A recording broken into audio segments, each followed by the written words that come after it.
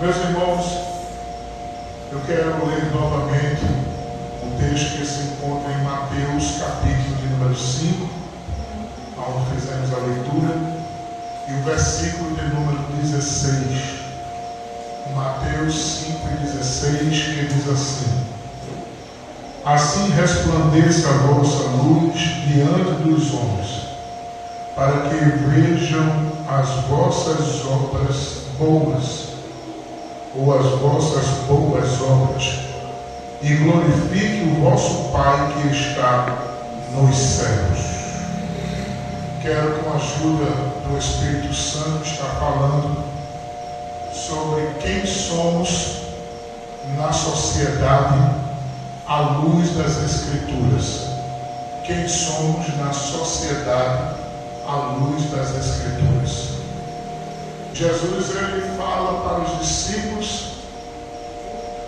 qual seria a tipologia, qual seria a figura representativa que os discípulos teriam no meio do povo. E transliterando isso para os nossos dias, a Bíblia, ela nos revela e nos afirma quem nós somos no meio desta sociedade corrompida, no meio dessa sociedade decadente. Nós vivemos uma sociedade que aparentemente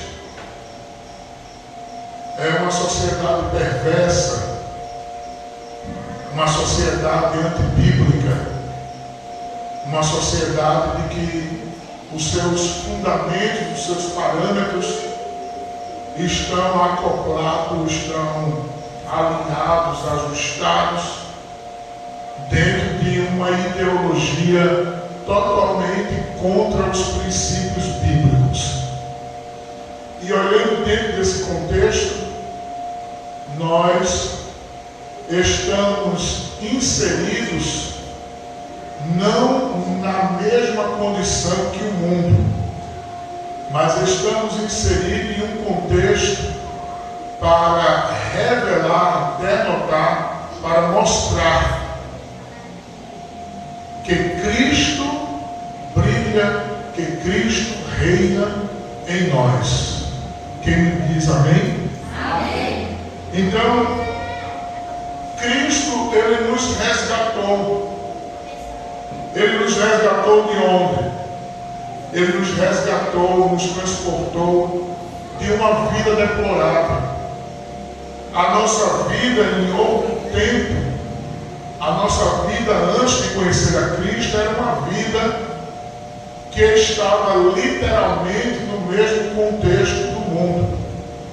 Caída, falida, sem nenhum respeito, sem nenhuma moralidade.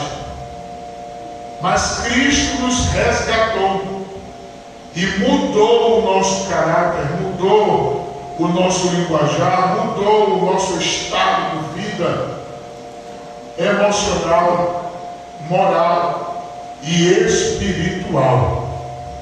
Hoje nós não andamos mais como o mundo anda. Hoje nós não vivemos mais como o mundo vive. E por nós não vivermos mais como o mundo vive e não andarmos como o mundo anda, então isso impõe, denota de que agora nós temos um outro perfil. E Jesus mostrou isso em Mateus 5, do 13 ao 16, mostrando que tipo de perfil era este. Como a Bíblia nos apresenta para o mundo. Como nós agora somos para o mundo à luz das Escrituras. A Bíblia diz que nós somos sal da terra. Jesus disse isso: vós sois o sal da terra. E se o sal for insípido, como se salgará? Para nada mais presta, senão para se lançar fora e ser pisado pelos homens. Então observe, irmãos, que à luz das Escrituras nós somos sal. Agora, antes de tudo, eu quero compartilhar com os irmãos o que a Bíblia ela vê, o que ela fala, o que ela se manifesta acerca do sal. O sal tem um representativo na Bíblia. O sal das Escrituras, ele era usado como parte de oferta ao Senhor. Levítico capítulo 2, versículo 13. Ezequiel capítulo 43, versículo 24. Esdras capítulo 6, versículo 9. Tudo isso denota a representatividade do sal nas Escrituras Sagradas. Vamos ver lá, irmãos. Levítico capítulo 2, versículo de número 13. Levítico 2 e 13. Veja aí, por gentileza. Levítico capítulo 2, versículo 13. E toda oferta dos teus manjares salgarás com sal, e não deixarás faltar a tua oferta de manjares, o sal do concerto do teu Deus. Em toda a tua oferta oferecerás sal. Então veja que o sal tem esta representatividade utilizada como parte, o elemento composto para a oferta ao Senhor. O sal também era visto na Bíblia como um lugar. Veja aí 2 Samuel capítulo 8. 2 Samuel capítulo de número 8. O sal também, à luz das Escrituras, é tido também como um lugar.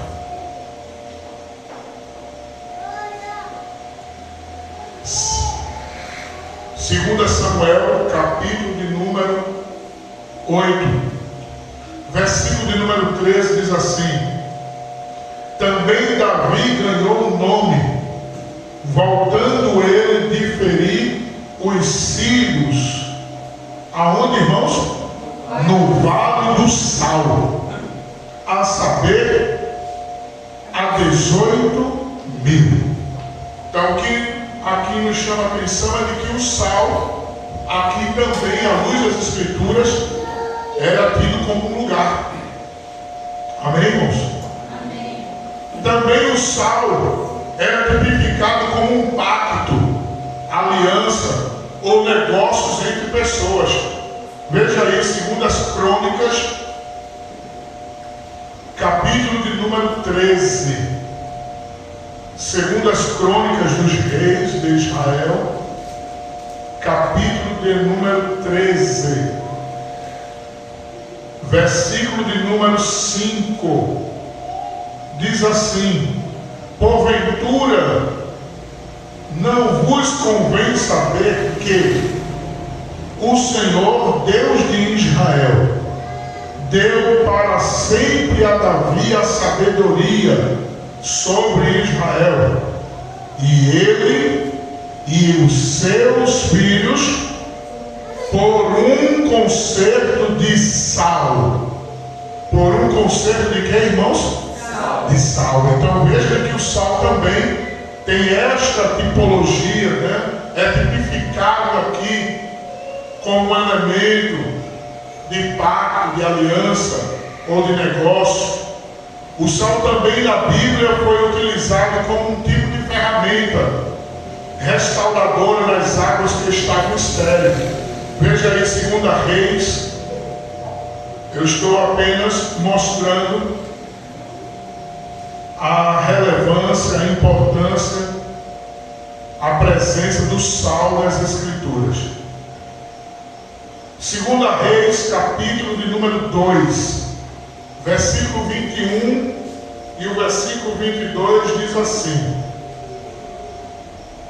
Então saiu ele ao manancial das águas e deitou o que, irmãos? Sal nele e disse: assim diz o Senhor, sararei esta água, ou estas águas, sararei estas águas, não haverá mais nela morte nem esterilidade. Ficaram, pois, sãs aquelas águas até o dia de hoje, conforme a palavra que Eliseu tinha dito. Perceba que o sal, mais uma vez, agora sendo como um tipo de ferramenta utilizado para uma ação de Deus mediante a palavra profética que o profeta Eliseu mencionou e o milagre aconteceu. Agora deve-se ressaltar, irmãos, e observar que isso aqui é aplicado para o Antigo Testamento. No Novo Testamento estamos debaixo da graça. Então a utilização de sal, a utilização de flor, a utilização de toalha, a utilização de lenço, a utilização de qualquer mecanismo no quesito de objeto, atribuindo ele para o mecanismo de milagre, foge do contexto bíblico. Porque Jesus deixou bem claro dizendo que em meu nome expulsaria demônios. Jesus disse: em meu nome curarão enfermos. Em meu nome, Jesus disse que se alguma coisa mortal tomasse, dano nenhum lhe causaria. Se alguma serpente lhe mordesse, dano nenhum lhe faria.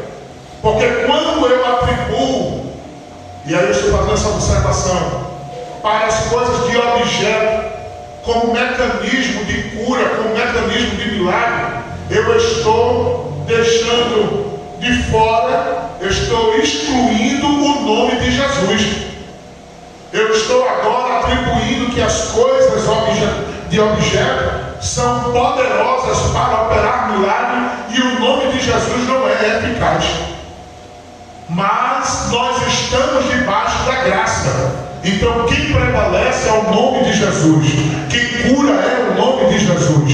Quem liberta é o nome de Jesus.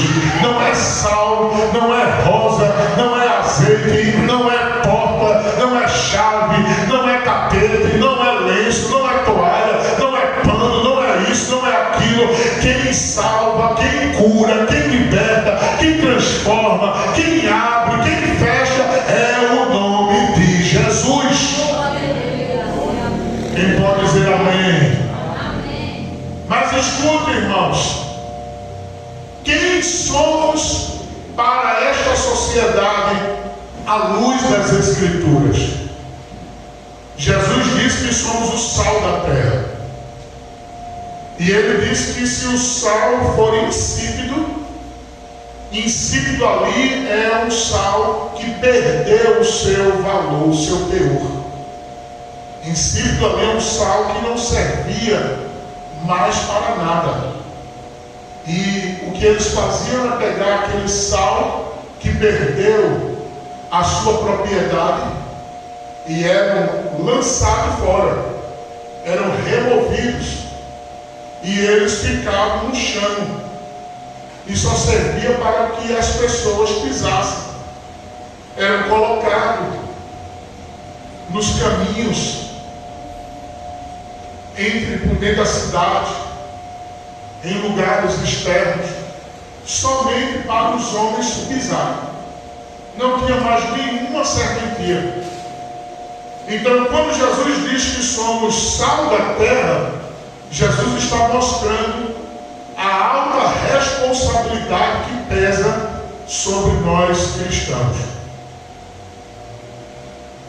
E o perigo de quando nós perdemos o teor, quando perdemos a propriedade, quando perdemos o valor, que deixamos de ser um sal ativo e passamos a ser um sal insípido. Quando perdemos o brilho do Espírito Santo, quando perdemos a presença do Senhor em nossas vidas, só nos resta sermos agora motivo de chacota, motivo de zombaria, motivo de escárnio, motivo de ser comparado, equiparado com as coisas do mundo. Quando o crente ele perde o respeito, ele agora se adere a esses tipos de comportamento de que o mundo está pronto. Repito, o mundo está pronto para zombar daqueles que se dizem cristãos, mas que perderam o brilho faz muito tempo. Quem diz amém por isso? Amém. Assim como o sal tem a sua função de temperar, irmãos, porque o sal ele serve para temperar, né? As irmãs que têm o prazer, né, de cozinhar, de preparar alimento, os homens também, mas a gente sabe de que o sal ele é um tempero. A função dele é temperar, a função dele é de produzir sabor, e a função dele é de equilibrar. Se colocar pouco sal, a comida fica insossa. Não é assim? Se botar muito sal, a comida fica salgada. Também não presta. Então o sal ele vem para manter um equilíbrio. Nem insosso, nem salgado. Equilíbrio. E é interessante que quem está preparando a comida é quem vai equilibrar o tom do sal. É quem vai equilibrar o tom do sal. É quem vai dar a dosagem de menos ou de mais. Olhando para isso se aplica a nós.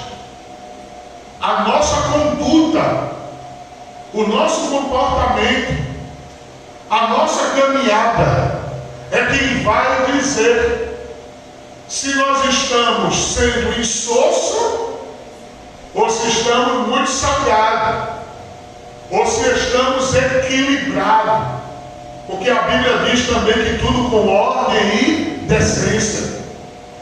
O crente não pode ser nem insosso demais, porque senão ele vai se aderir, ele vai ficar agora homogêneo com o mundo, e nem ele pode ser salgado demais, senão ele vai ficar agora um crente fanático, um crente religioso. Então ele tem que ter um equilíbrio. Quem diz amém? Amém. O crente tem que ter um equilíbrio. O crente precisa ter essa maturidade. O crente tem que ter esse cuidado, para nem que as pessoas digam que ele é mundano, que ele é carnal, e nem as pessoas digam também que ele é fanático, que ele é louco, que ele é doido, que ele, tudo dele é espiritual. Ele tem que ter um equilíbrio. E Cristo, neste equilíbrio, tem que ser o centro da vida dele. Quem tem que brilhar é Cristo. Quem tem que aparecer é Cristo. Quem tem que estar em evidência é Cristo. Glória a Deus. Veja aí, irmãos, por gentileza, abra sua Bíblia aí. Filipenses capítulo de número 2. Filipenses capítulo de número 2. Glória a Deus. Versículo 15 e o versículo 16, veja o que Paulo diz: para que sejais irrepreensíveis e sinceros, filhos de Deus, olha agora, inculpáveis no meio de uma geração corrompida e perversa, entre o qual resplandeceis como astros no mundo, retendo vida, para que no dia de Cristo possa gloriar-me de não ter corrido nem trabalhado em vão. Duas coisas que chamam a atenção que Paulo menciona. Primeiro, Paulo diz: sejais irrepreensíveis.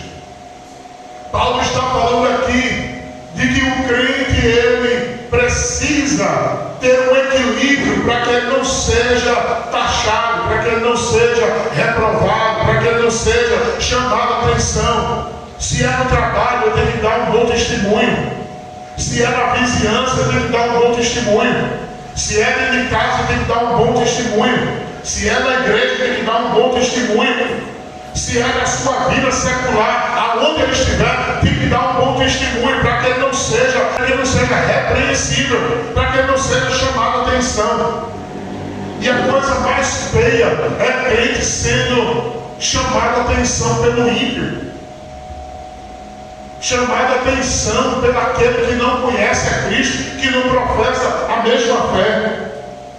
Aí Paulo está dizendo: para que sejais irrepreensíveis. Paulo estava dizendo: nós temos que ter o cuidado. Você precisa ter o cuidado. Nós precisamos ter um equilíbrio. Nós não podemos ser, me permite a expressão, Maria vai com as outras. Nós temos que ter uma formação. E a nossa formação não é mundana, a nossa formação não é filosófica, a nossa formação não é científica, a nossa formação não é ideológica, a nossa formação é cristocêntrica. É Cristo, é Cristo, é Cristo, é Cristo, é Cristo. Se a nossa formação for Cristo, vai dar tudo certo. Aonde chegarmos, o nome do Senhor será glorificado. Paulo também diz aqui, Paulo diz no versículo 16, retendo a palavra da vida. E ele diz mais: para termos o cuidado de não corrermos e não trabalharmos em vão. Isso é muito sério, irmãos. Tem gente aí que está brincando de ser crente. Tem gente por aí afora que está brincando de ser crente. Na igreja tem um perfil, lá fora tem outro. Na igreja tem um perfil, nas redes sociais tem outro. Brincando de ser crente, banalizando as coisas que são santas, banalizando as coisas que são sacras, banalizando aquilo que é eterno, brincando com o falar em línguas, brincando com dons espirituais, brincando com o Espírito Santo, brincando com as coisas de Deus, com a noiva do Cordeiro, fazendo como se nada tivesse acontecendo, como se fosse algo comum, algo banal, destratando as coisas de Deus, fazendo de Jesus como se fosse um popstar, como se fosse um ator, ridicularizando o Evangelho. Tem pessoas aí fora, irmãos, que é vergonha para o cristianismo. E Paulo está dizendo aqui que a gente deve ter cuidado para a gente não ser apanhado correndo e o trabalho ser em vão no dia do Senhor. Sabe o que é isso? É estar dizendo: eu sou crente, anda com a Bíblia na mão, vem para a igreja, mas a Bíblia está totalmente fora do contexto do que as Escrituras ensinam, e quando chegar o dia do arrebatamento, ele ficar. Então isso é algo que nós devemos ter o cuidado. E o Senhor está nos dizendo nesta noite. O Senhor fala pela sua palavra conosco nesta noite. Quem somos na sociedade à luz das Escrituras? Eu tenho que fazer a diferença. Eu tenho que fazer a diferença. Ah, irmão, Ser cristão é uma coisa, ser salvo na pessoa bendita de Cristo é outra. Ser cristão, todo mundo abre a boca e diz: eu sou cristão. Tem até aí os famosos que diz que é cristão, porque é uma palavra bonita dizer, né? Cristão. Mas ser servo, ser salvo na pessoa bendita de Cristo são poucos. São poucos. Muitos querem ser cristão, mas poucos têm o Senhor como seu Senhor. Eu vou repetir: muitos querem ser cristão, dizem ser cristão, mas poucos são servos. Poucos têm o Senhor como seu Senhor. Eles têm Cristo como Cristo, mas não como seu Senhor. Porque quem tem Cristo como seu Senhor não faz o que quer, não anda onde quer, não fala com quem quer, não vive, não se relaciona com quem quer, não tem as coisas profundas do mundo como naturais para a sua vida. Porque ele tendo Cristo como seu Senhor, ele corre, ele foge, ele abstém-se do pecado, da imoralidade, para agradar o seu Senhor. Quem aqui agrada ao seu Senhor? Levanta a sua mão e glorifique o nome do Senhor. Mas não é fácil. Não é fácil. Diga amém. Veja aí Gálatas, capítulo de número 5. Gálatas 5. Glória a Deus. Que fala acerca do fruto do Espírito e uma das suas manifestações. Gálatas 5, versículo 22.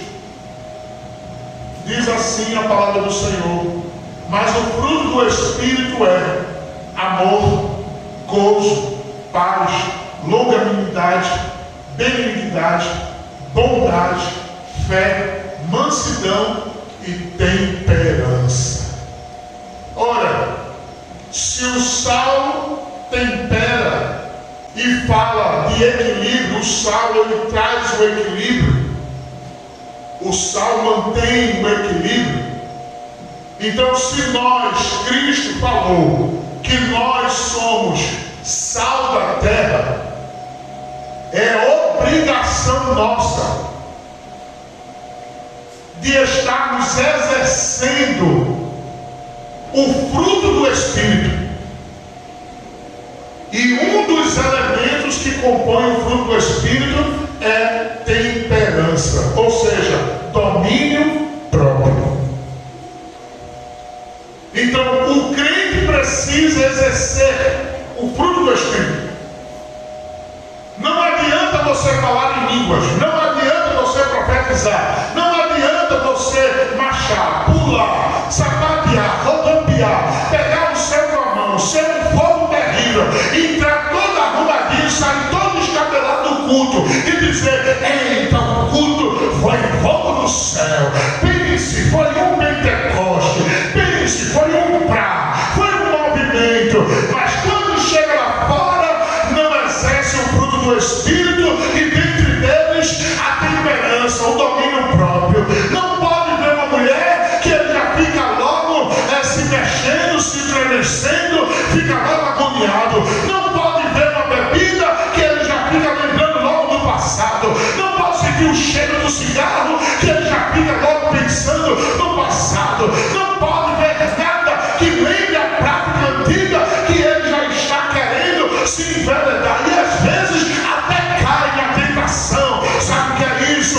É muito fogo, mas é a ausência de fruto do Espírito. E Deus não está preocupado com fogo, porque tem muito fogo estranho. Tem, irmão. E a Bíblia diz acerca de fogo estranho. Mas o que o Senhor espera de nós não é fogo, não é somente fogo. O que Ele espera de nós é fruto do Espírito em ação. É fruto do Espírito em ação. É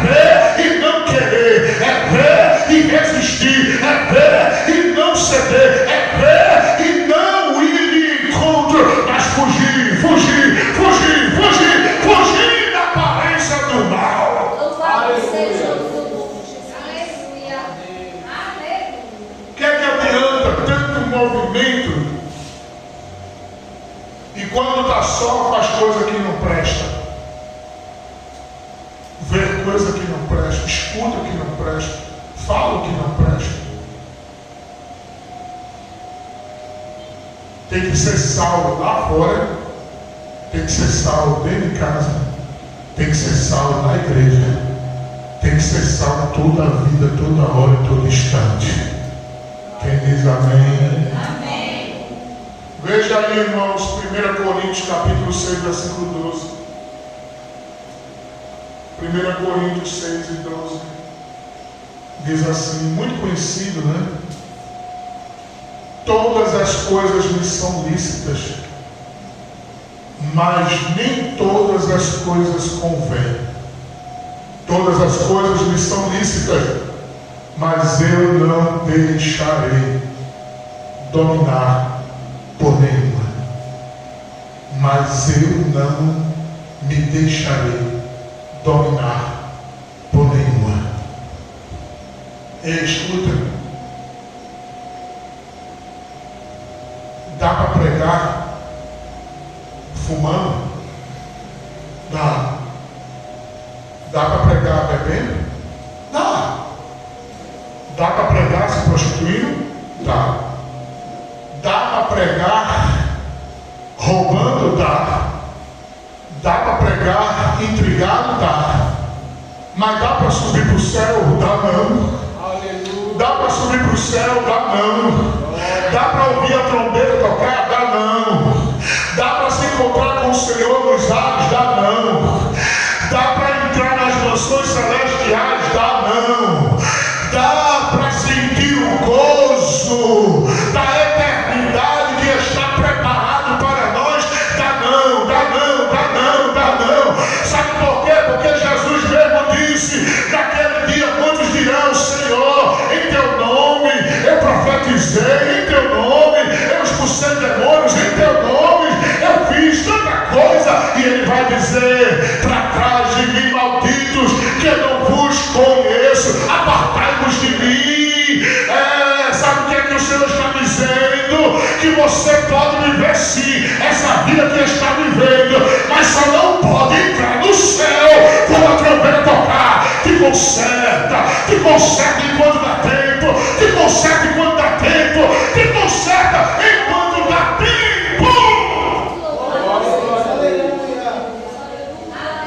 Conserto enquanto dá tempo. Porque depois que fechar os olhos, não adianta mais. Depois que a trombeta tocar, não adianta mais. O sal tem a função, irmãos, também de produzir sede. O sal tem a função também de produzir sede. E se ele tem a função de produzir sede, e Jesus disse que nós somos sal, nos comparou com o sal.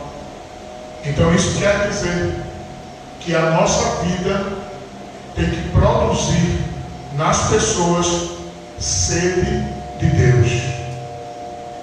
Vou repetir. A nossa vida em Cristo precisa produzir sede de Deus no mundo.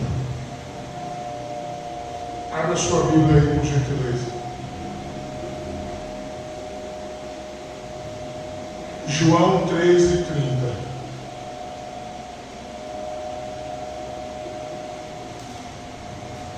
João 3, versículo 30. Diz assim a palavra do Senhor. É necessário que ele cresça e que eu diminua. É necessário que ele cresça. O que é ele crescer? É ficar bem grandão? Não. Crescer aqui é tomar o espaço. No contexto aqui, João estava reportando para aqueles que lhe ouviam. E João João estava dizendo: olha, eu não sou digno de desatar as alpacas dos seus pés. Vem um que é maior do que eu. Aí João agora diz: olha, é necessário que ele cresça e eu diminua. João está dizendo: eu vivo uma vida de conduta, eu trabalho para o Senhor, não é para me promover, é para promover quem vem antes de mim e é maior do que eu. João, em outras palavras, estava dizendo: se eu vou agora aplicar para a nossa realidade, se eu pregar, tem que ser Cristo aparecendo. Se eu cantar, tem que ser Cristo aparecendo. Se eu orar, tem que ser Cristo aparecendo. Se eu impor as mãos, tem que ser Cristo aparecendo. Se eu vou à igreja, tem que ser Cristo aparecendo. Tudo tem que ser Cristo. Importa que eu diminua e ele cresça, e ele cresça, e ele cresça, e ele cresça. Na escola, no trabalho, na faculdade, na rua, na parentela, Cristo tem que estar na minha vida. E as pessoas que não conhecem a Cristo têm que sentir sede de Cristo através da minha postura, através do que sai da minha boca, através do meu comportamento, através da minha vida. Cristo, Cristo, Cristo, Cristo. Gálatas 2:20. Veja o que é que Paulo diz. Gálatas 2:20. Já estou crucificado com Cristo, e vivo não mais eu, mas Cristo vive em mim. Paulo estava dizendo: eu desapareci. Quem agora tem que aparecer é Cristo. Quem aparece agora é Cristo.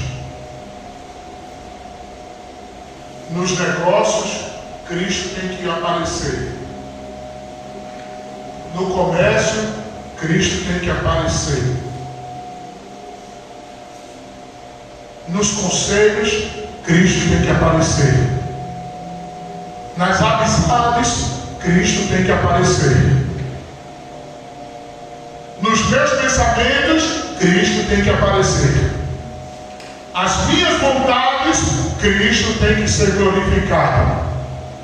Na minha vida cotidiana, Cristo tem que ser glorificado. Cristo tem que aparecer. Cristo tem que aparecer. Cristo tem que aparecer. A minha vida tem que produzir nas pessoas que não conhecem a Cristo sede de buscar a Cristo, sede de querer se converter, sede de querer Jesus, sede de querer morar no céu. As pessoas têm que olhar para mim, as pessoas têm que olhar para você, as pessoas têm que olhar para nós. Escuta aí, irmão, escute. As pessoas têm que olhar para a gente e olhar e ver Cristo e dizer: ah, como eu quero ser crente, como o irmão fulano, como a irmã fulana, mas não por causa de mérito meu ou teu, mas porque olha para nós e vê Cristo nos negócios. Quando vai fechar negócio, vê seriedade, vê honestidade, e aí diz: é um homem de Deus, é uma mulher de Deus. Quando vai expor sua opinião, vê Cristo, vê sabedoria na tua vida, diz: é um homem de Deus, é uma mulher de Deus. Nas amizades, no relacionamento, olhar e dizer: é uma mulher de Deus, é um homem de Deus. Ter você como exemplo e Cristo ser glorificado. Cristo tem que ser glorificado nas nossas vidas. Quem diz amém? Amém.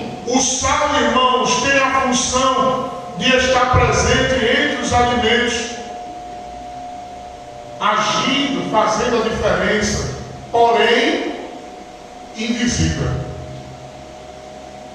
O sal, ele está ali, não está? Na comida? Mas a gente vê ele? Não. Assim tem que ser nós. Eu não estou dizendo aqui no sentido de a gente ficar mudo, calado, porque a Bíblia diz que nós devemos defender a nossa fé. Amém, irmãos? Amém. No que nós cremos. Isso se chama apologia, ou a visão apologética, a defesa da fé. Nós não podemos nos calar. O crente não pode ficar calado. O crente não pode ser omisso. O crente não pode fazer vista grossa com o pecado. O pecado tem que ser denunciado. Eu não falo de perseguição. Amém? Eu não falo de violência. Mas eu estou falando de estar embasado à luz das Escrituras. Se a Bíblia condena, eu não vou descondenar o que a Bíblia condena. Se a Bíblia diz que é pecado, eu não vou descaracterizar o que a Bíblia diz que é pecado. Se a Bíblia diz que é pecado, eu digo que é pecado. Se a Bíblia condena, eu condeno. Se a Bíblia repudia, eu repudio. Se a Bíblia diz que é santidade, eu busco a santidade. Se a Bíblia diz que não é para fazer, eu me esforço para não fazer, porque eu não posso ser omisso, eu não posso ser conivente, eu não posso colocar uma mordaça na minha boca e fazer que tudo está normal e ficar calado só por conta do sistema, porque senão vai machucar. Não, irmão, Jesus não chamou a gente para isso, não. Deus não chamou a gente para isso. Deus chamou a gente para a gente condenar o pecado, denunciar o pecado, anunciar o pecado, mostrar o caminho do céu, o caminho que é para o inferno, e como se livrar do caminho do inferno e entrar no caminho para o céu.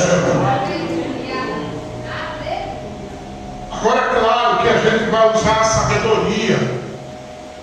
Amém, irmãos?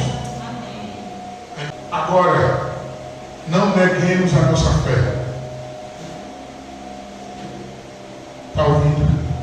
Não negue a sua fé. Ainda que seja preso, ainda que morra, ainda que seja isolado, mas não neguemos a nossa fé. Porque Jesus disse: se me negares diante dos homens, eu também te negarei diante do meu Pai e dos seus anjos. Não neguemos, irmãos. Sejamos firmes até o fim, sejamos firmes até o fim, sejamos firmes até o fim, sejamos firmes até o fim. Deus vai nos dar a vitória, e a vitória é só para aqueles que resistem. Jesus disse que nós somos o sal. E assim como o sal foi utilizado como uma ferramenta, um tipo de instrumento para dar vida àquelas águas onde nós lemos em 2 Reis, capítulo 2, versículo 20 e 21, de que o profeta Eliseu deitou sal no manancial, e o manancial que estava estéril, ou seja, não produzia vida, passou a produzir vida. Assim como Jesus referencia nós como sal, então isso quer dizer que nós somos instrumentos na mão de Deus. Eu vou repetir: nós somos instrumentos na mão de Deus. Oh, aleluia! Nós somos instrumentos na mão de Deus. Jesus disse: não foste vós que escolhestes a mim, mas eu vos escolhi, vos nomeeis, para que vades e